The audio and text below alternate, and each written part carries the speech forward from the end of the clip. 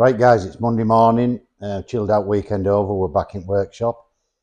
So we were at Bangers and Cash live over the weekend, which I'm sure some of you will have seen on last video, which we enjoyed. It was a great weekend. And we even had, believe it or not, Malcolm Wilson from M Sport looking over the shell, which was nice. He's putting his order in.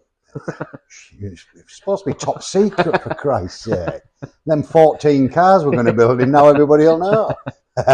So obviously you can see the car in the background still in the trailer. We're going to get that out this morning, put it back in our little fabrication area. Steve's going to crack on with the rest of the roll cage, and I'm going to attempt to do something at all this week and see how that goes. So we'll get it unloaded.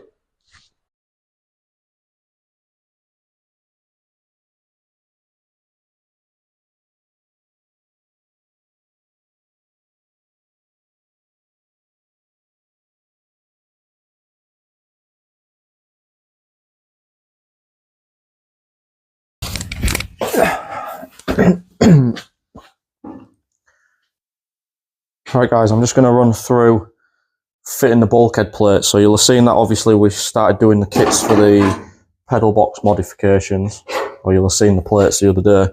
That's the one that goes in the bulkhead. This is the one that is the basically a new front end for the pedal box. So I said to you how easy it was to bend. So we just basically follow the lines. So that one folds to there, that one folds in pretty much to there, and then that one just folds around the corner like that. And then all we do then is we just weld these up and then just dress them in. I mean, you don't really have to dress them in, but we will because it looks nicer. So that's the front end of the pedal box, which goes in from the inside. So you cut front end off your standard pedal box, that mounts on. This one's the one that goes on the bulkhead. So basically what I've done, and I don't drop it, is I've measured up the centre between the holes and found the middle of the plate, or the middle between the two holes. On the bulkhead, I don't know how much you can see there, but I will move the camera in and take some better photos, is I've measured the centre of where the ABS pump comes through the bulkhead. And then you line them two up, and then I've drawn around the plate, and then what I then do is I take off the inside strengthening plate that's there originally, and then I've measured in about 15mm smaller than what this plate is, and then I'll cut the centre out. And then what we do then is I'll tack that to the bulkhead. We just pull it forward just a touch, just to square it up so it's not quite as laid back, just to get the pots a bit more upright.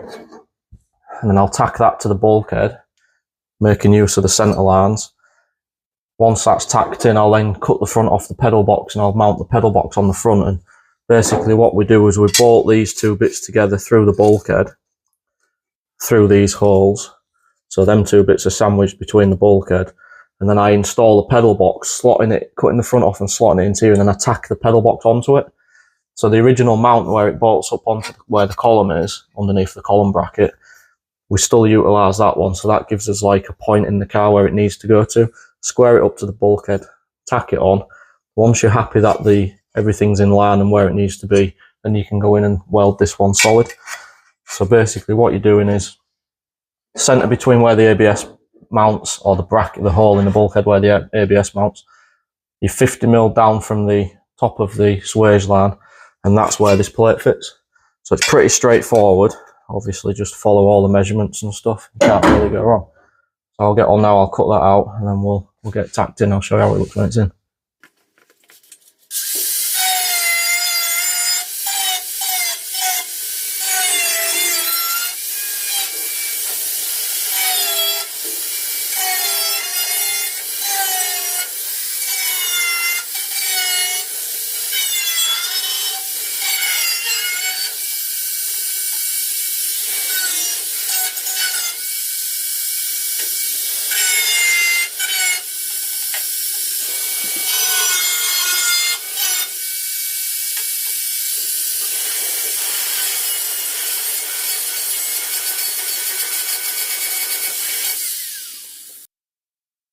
Alright, you should be able to see now why it's important that you put your centre lines in first.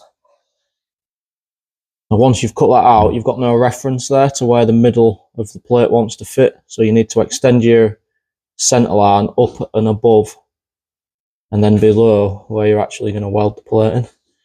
So with that sat there like that, if I get that plate, let me just swap hands.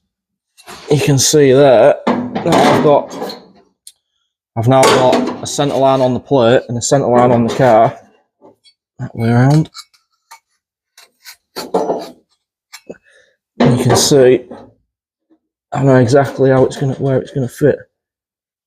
So if you don't do that, or draw around it or whatever, and you lose your reference point, then it becomes a bit of a nightmare as to where it needs to fit in the car. So make sure you do that. Alright guys, so that's Thursday night. You'll have seen me explaining how the pedal box bulkhead plate fits. So that's in now, that's fully seam welded and that's fitted. So I'll show you a bit of a close-up on that in a minute. But I'm going to let Paul tell you about a new thing that we've come up with over the last couple of weeks. It's very highly technical. One thing, a lot of people on race cars don't bother putting a blower box or anything in. And anybody that's raced will tell you if it pees it down, you can't see where you're going. Because obviously steam's up inside car, you're done for. So what we've come up with was a way of simplifying really the system. Just grab that blower there, please, Steve. So basically, as most of you'll know with the Sierra, you have this blower box here. That obviously spins round in there. I'll show you in there. That spins round, forces air down through the bulkhead. That sits in there. And that forces air down into a big box that sits behind the bulkhead. And that's how your heater controls work, your hot and your cold, and where it directs air to. So it's quite a big box. Obviously, there's a lot of weight in there. It's difficult to fit it under the dashboard with roll cages and everything else to do with the race cars, fire extinguishers and one thing and another. So what we've developed at huge expense and huge engineering technical know-how is this system. So basically what we've designed there is a plate that will sandwich between that blower box and the bulkhead with two tubes sticking down from it. And then you put this flexible tube, we'll show you a close-up of it, this flexible tube that tie wraps onto there or Jubilee clips, whatever you want. And then the tube comes round inside the car and just goes up to, the only thing you really need is directing air to the windscreen via the original vents in the dashboard.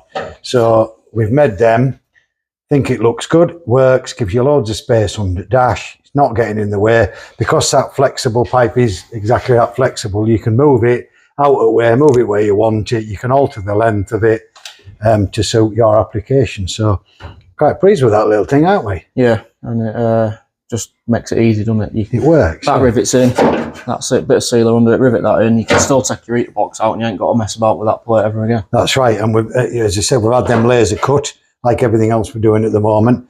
We're going to supply these as well with the rest of the kits we're going to do, so we're going to supply that, all laser cut with the holes ready where to rivet it in.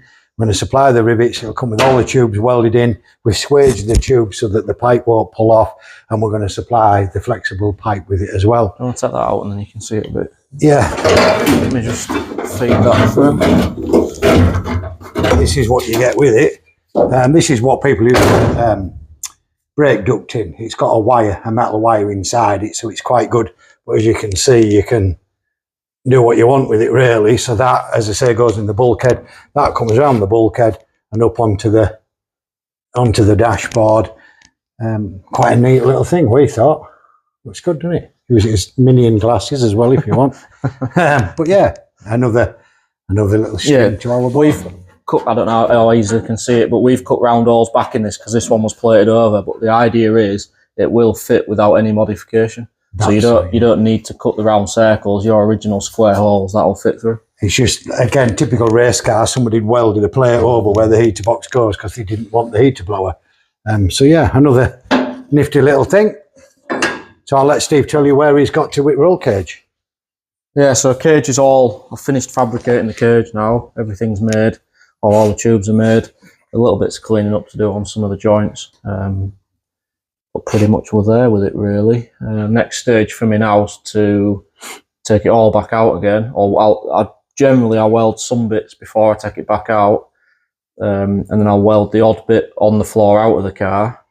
And then I'll put it back in pieces and start with, there's an order that you have to weld it in. Otherwise, if you don't do it in the correct order, you end up getting halfway around and realising you can't get to the backs of some welds and stuff like that. So my next step is to take it all the way out, clean everything back up again, and put it all back in. So there's probably, I don't know, maybe a day or so of putting it back into the car.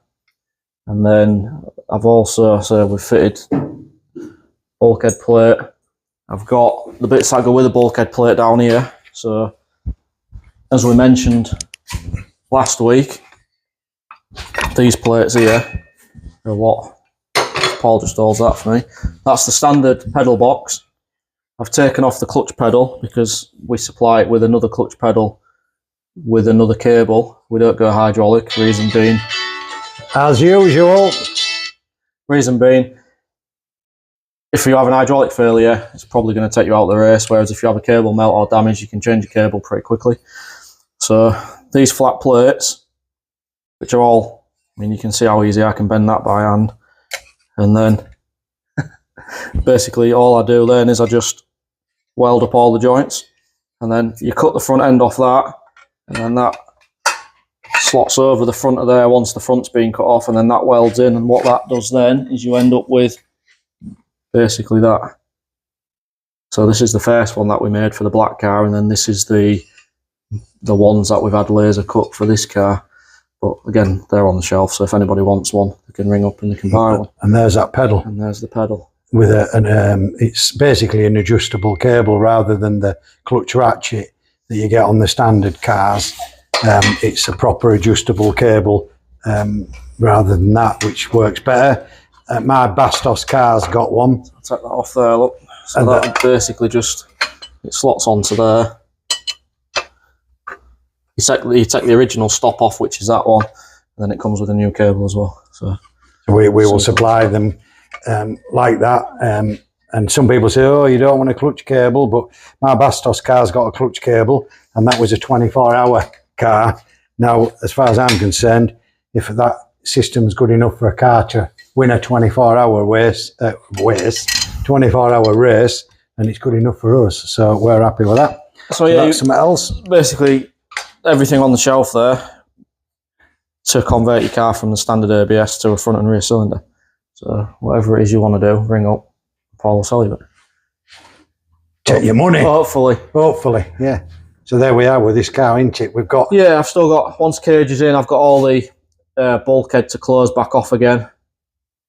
It had a cage in originally, so we've had to cut the old pieces off. So some of the holes are bigger than we'd ideally like them to be, but what we didn't want to do is end up with like patches on top of patches. Yeah. So we've took it back to, it'll look a lot tidier. It'll just have one nice neat patch in there rather than bits and pieces all over. Like there's an example there where Steve's welded up where the original cage came through. I'll grab camera, we'll have a You'll see there where he's put a piece in there. Try and get it off the stand. So the original cage came through there in the dash, and I've obviously changed it because that's not where they come through the dash on the Eggenberger cages. So I've plated that up, covered it over, it'll get a bit of seam seal around and what have you, and then we've come through, top of the column gets welded onto it, and then they all get closed in so it's solid and there's no holes. Again, you see the floor plates that we put in and stuff, but yeah, that's the cage more or less ready to come back out and be fitted final. Top screen bar up there.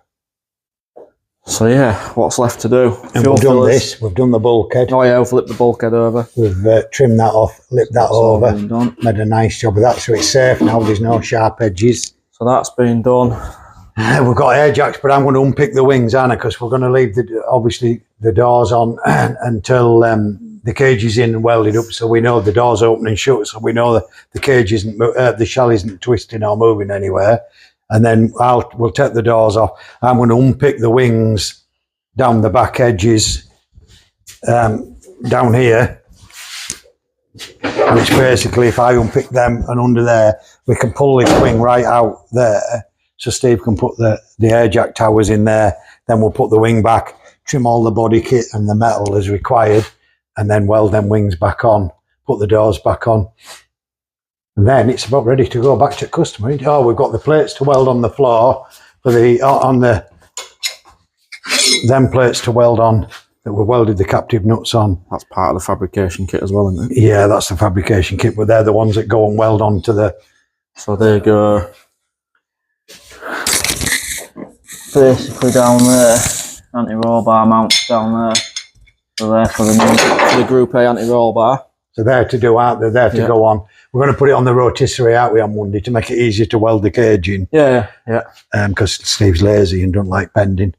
So we're going to do that, and then obviously there's the mounts to do. We have to fabricate some brackets for the rear anti-roll bar, because on the Eggenberger car, we ran the original Eggenberger rear anti-roll bar. But obviously what we're going to do with everything from now on is run a bladed anti-roll bar, which most people prefer. We've had them made so we can supply brand new bladed anti-roll bars. So we're going to fabricate the brackets for them, get them in the right place. And I think that's it for this shell, isn't it? Yeah, we've basically converted it from a track car shell, as it were. Oh, I've got to put the fuel filler holes in the rear quarters. So yeah, that to do. Then we're about there, aren't we? Yeah, we've probably got another 4 days-ish. Yeah, something like that. But we're off on a road trip tomorrow, aren't we? Me and Steve, we're having a day off. Steve's going to treat me to a McDonald's on way there, a McDonald's on way back, and then a McDonald's for dinner. So it's going to cost him a few quid. But we're off to see our good friend Rick Wood, who manufactures a lot of items for us, and he's actually going to make us the fuel fillers, because we've tried buying them off Premier, off everybody that supplies them. Everybody wants you to put money up front, and they want to wait a million years before you get them. Well, that's no good. So we've come to this, as you can see now, with what we're making. If people can't supply us with it, we'll just get it made ourselves. So Rick's going to do them for us. So we're going to have them on the shelf amongst a vast array of other bits and pieces that we already have. So that more or less covers this car for now, doesn't it, I think? Yeah, it does, yeah. We'll show you what we're up to tomorrow. Hopefully Rick will let us take a couple of snapshots of his place so you can see where and what he does. And that'll be it. Let's have a look at what else you've been on with. Yeah, the RS2000.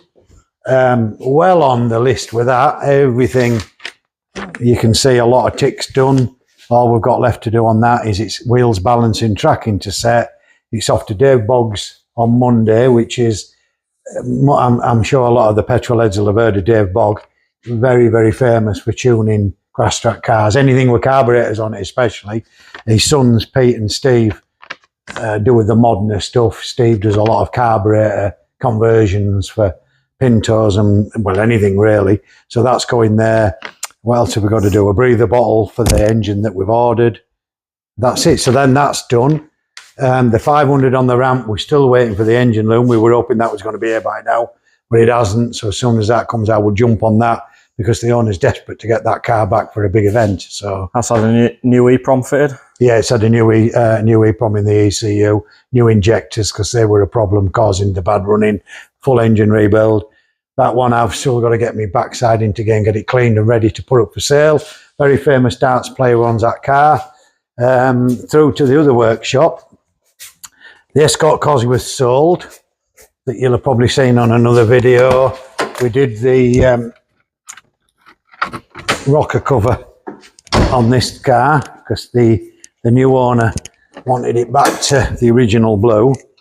So we've had that done. Phil Allenby's done that for us, does all my rocker covers and does a fabulous job. I think it looks a lot nicer with the blue one on. So that's done. Just to clean, that's getting collected on Saturday, so another one out at where.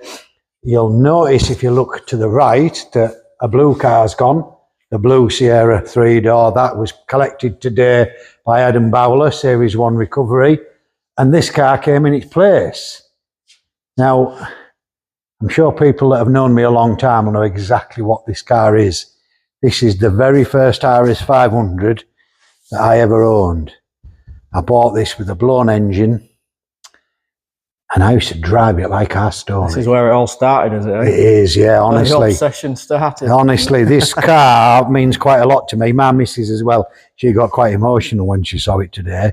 I did a bit, really, because it was just the first one I ever had, and I bought it with a blown engine. Neil Cannon rebuilt the engine for me. It was 554 horsepower to be exact. Big brakes on front and back, coilovers on it. In the days when you could modify a 500 and nobody cared. And this car has got some lovely wheels on it, which made this car the Compomotive CXNs. And I specifically ordered the wheels off Compomotive. They're a bit dull now because it's been sat 10 years, but it came with polished lips, which they always were anodized, but I specifically asked for them polished. And it's got the wider stance, wider wheels on the back than it has on the front. And it just looked fabulous to this car. But I used to proper give it death. But most people up this way will remember me at Croft. I was telling Steve earlier, everybody says, you'll never get a 500 sideways round hairpin at Croft. I mean, if anybody tells me I can't do something, I prove them wrong. And I proved them wrong because I could get this all the way around the hairpin sideways at Croft. There's quite a few. I'll see if I can dig a photograph of me out doing it to put up. But this has come here today to basically get it back up and running. It's been sat on a ramp at another tuner's for 10 years, believe it or not. And we just looked at tax disc, didn't we, earlier, Steve? That is 12 years old is the tax disc. 2011. And it was taxed in Scarborough when I owned the car, and the car's never been on the road since. And the owner wanted it sort of modernising. He's put this thing that I'm going to take off and throw wagon turbo on it. I'm going to throw that in near his skip. An RS500 should not have that turbo on it. It should be made a criminal offence to take a T4 off an RS500. So I'm going to convince the owner to take that off, and we'll throw it in near his skip, put the T4 back on it. And I know all you will like, lag and all that, only because you can't drive properly. No wrong with it. If you know how to drive, you can cope with a bit of lag. Go on then, run through a quick spec on it. This is 500 and... Well, it's the 550 odd horsepower engine, but he had it rebuilt. It's put, I don't know, some fancy crank that was a waste of time in it. Some fancy rods that's a waste of time, in my opinion, because I ran this car for 3 years with that engine in it, and it never missed a beat. Never, ever was any issue. Believe it or not, I ran it with a standard gearbox for 2 years and a standard diff. And I thought back in them days, you know, I struggled to afford anything. And I thought, well, I'll just leave it. And then when gearbox blows up, I'll do something about it. And it never did. Anyway, I had a big tooth gearbox put in it. And then I had a Quaife diff put in it. So it's a good spec car, really, a real good spec car. But as I say, that, yeah, we know modern turbos and that are good, but, you know, I don't know what they call that fitted. But, yeah, I'm going to convince him to put it back on the T4. All injectors in use as well? Yeah, all 8 greens. Billet fuel rails, as you can see there. Still on the 205, genuine RS500 block. Standard RS500 intercooler, because you don't need a bigger one on any car. What's the breather kit on it? That's a Philloy breather kit. Phil made me that. So Phil made that. Phil made the header tank. The header tank. What else has he made on it? The power steering tank. Oh yeah. And then it's a Bailey tank. It's got a strut brace on it, but that's in boot, obviously. So this is nice for me to see it again, really. And I'm hoping that I would like, if I'm honest, to do a deal and probably try and buy it back. Whether the owner will sell it or not, I don't know, but if he will, and we can talk, you know, the right price, I'll buy it back. And I'll prove to you again that I can go sideways on Crofton, on the hairpin. So that's it this week so far, isn't it, Steve? We've got that Moonstone one. We found out why that won't run, by the way. Yeah. Me and Steve had half an hour on it this week, and the fuel in it's turned to jelly, basically. This modern shite fuel. So it bunged the fuel pump up. Second time, we'll go for 3. That's the owner ringing you with a price for that car. Oh, hang on then. Yeah, so we're going to get a new fuel pump for that. We're going to have to take the fuel tank out, swill that out, swill all the fuel lines out, clean the injectors to get that up and running. Then that'll be cleaned and that'll be up for sale. So yeah, you'll next see us heading over to Rick's. Yeah, tomorrow. We'll see you there. One thing we forgot to mention, we forgot to introduce Kev. His actual name's Riley, but we call him Kev after Kevin and Perry, because all he does is stand there going, don't you, Kev? Yeah. I hope he said something. Turn around, show us that mullet. Show us that mullet. Look at that. Hey, he's going, so he's now officially called Kevin the Hillbilly. And he's got a proper shirt on, look. We're all matching, even Steve's got one on today. So I just thought we better mention who this is. This is Revin Kevin, the Hillbilly Freak with the mullet. Say hello. Hi. Right, guys, that's it for another week for me and Steve. What time is it now? Nearly 6:30. Okay, I'll be wanting time and a half. There's Cat Look making an Yeah, appearance. Cat's coming, yeah, she's coming to say hello now. So we've just got back. We've had a long day. We set off at 8:30 this morning. But we had a fair... You did, I set off well before that. All right, don't milk it. Only because he wants more money. Another fiver it'll cost me. Anyway, we had a road trip today, so we had this car. Well, the initial plan was to go to Rick Woods, wasn't it? We had a day out at Rick's. We forgot to take some photographs. So we've been to Rick's, picked up a load of Group A stuff that Rick manufactures for us. We've collected this car because this guy was going to deliver it, but because we were over that way, we thought we'd give Steve the opportunity to drive a proper car instead of that junk that he drives.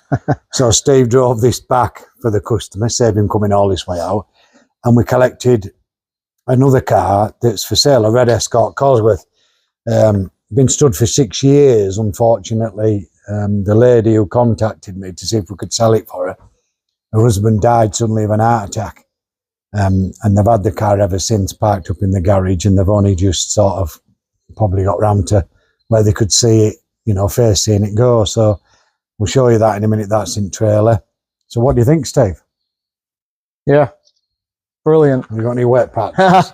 Tried a little clean up before we...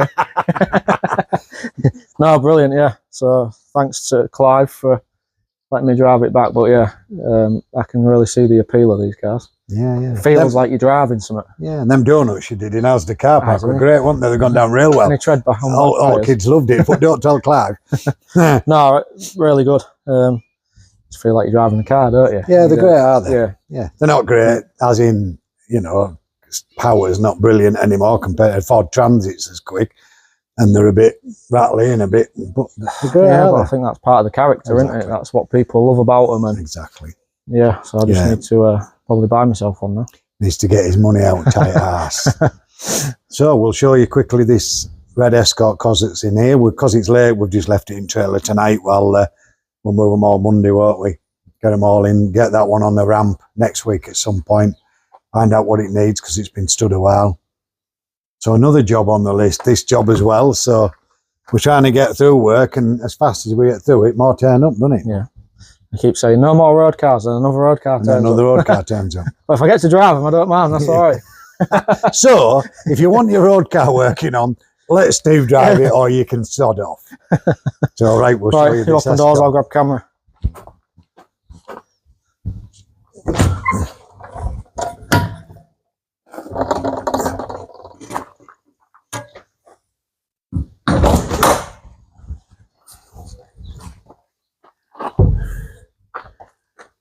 There we are, a red Escort Cosworth. As I said, it's been stood quite a few years.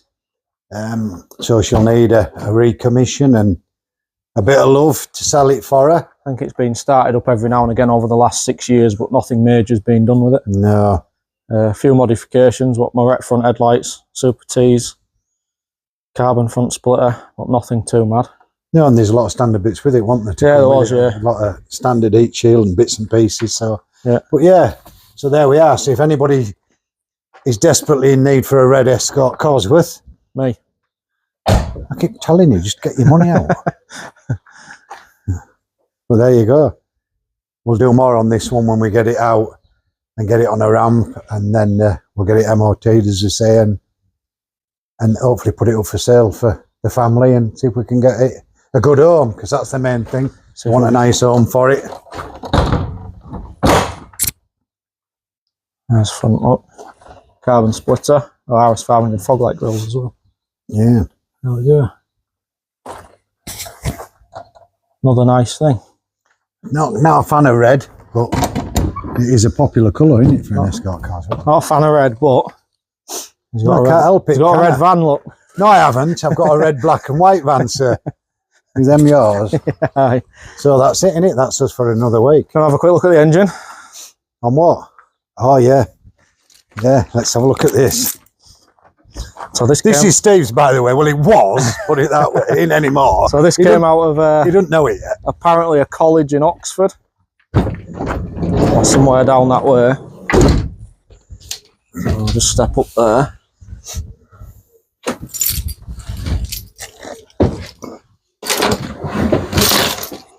Cool, that, isn't it? 4x4 engine. It's all cut away on the other side as well, but can't get camera onto that. But yeah, I seen it. I was offered it and I thought it was right money. Something nice to look at, isn't it? Yeah, now I've seen it, I like it, so I've just stolen it. And we'll take it along to shows with us, I guess. And yeah, I was thinking on the way here, what we'll probably do is get rid of this stand here that weighs about 17 tonne. yeah. Take clutch off and put it on a normal engine stand. Yeah, that'd work, yeah. Yeah, paint a nice engine stand. I think we should paint rocker cover red. Yeah, just, it wants top machining back and that as well. Yeah, yeah. But it's oil, cool. Oil cap on it, maybe. Cool thing, isn't it? Yeah, it is, yeah. Look at that, even diff works. I wonder if we could sell that diff. Yeah, chrome plated as well, look. Yeah. For all the buffies out there. Yeah. All the concourse boys. They're a chrome diff. Yeah, it's cool that though, isn't it? Yeah. Well, I'll tell you what, our plan's gone to pot already. Because they've chopped block off, haven't they, where you put engine stand. No, we'll come up with something. Yeah. We'll be able to mod a bracket up somewhere. Some tie wraps or something. Yeah. But yeah, proper nice, cool little thing, that, isn't it? So that'll just live here for next 25 years. I know where it is if I need it. like you need it. Yeah, well, I tell you what, I need a cut-off engine. If I ever need a cossie engine, that'll only run on one cylinder because the rest are cut open. I know where it is. Mint. So yeah, that's the end of our week, I guess. Yeah. Yeah, we've had a good week, haven't we? I think got through a bit. Yeah. Had a jolly out today. So we'll catch you next week and we'll do another video next week. Thanks for watching.